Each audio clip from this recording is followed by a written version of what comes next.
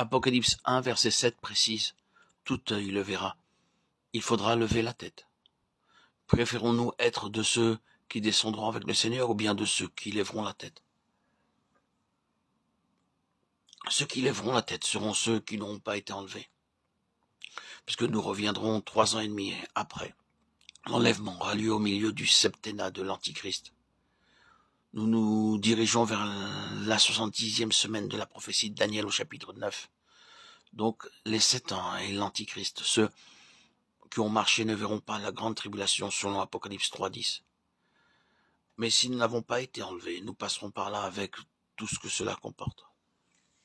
Il y a des conditions très claires dans la parole. Il ne faut pas penser que nous partirons tous. La parole est formelle à ce sujet. Nous devons donner à Dieu toute la place. Christ est allé pour vous et moi sur la croix et il a tout donné. Il a prouvé son amour envers le Père et le Père a prouvé son amour envers nous selon Jean 3, verset 16. Dieu a tant aimé le monde qu'il a donné son Fils unique. Mais pour qu'il puisse donner le Fils, il a fallu que le Fils obéisse par amour envers le Père. Pour parvenir au but, nous devons montrer notre amour pour le Seigneur. Nos déclarations, le Seigneur les entend, mais il sait ce qui est vrai en nous. La preuve de notre amour est l'obéissance qui provoque la souffrance. Nous aurons toujours des proches dans nos familles qui nous diront qu'il ne faut pas exagérer. L'enfant dans son foyer connaîtra aussi des difficultés. Je crois de tout mon cœur qu'il n'y a pas de croissance sans la souffrance. Plus la croix agira, plus nous serons conformes. La conformité dans la mort correspond à dire « je puis le faire, mais je ne le ferai pas. Je puis me retirer dans cette situation, mais je ne le ferai pas. Je resterai là. J'ai la possibilité de faire cesser l'épreuve.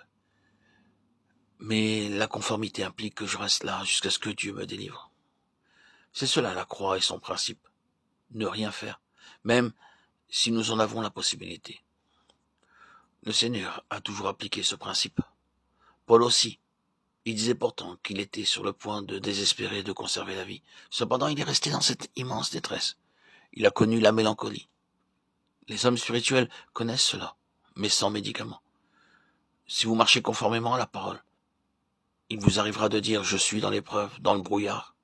Vous ne verrez rien, comme dans un tunnel qui ne finit pas. Si l'on vous fait du mal, ne dites rien.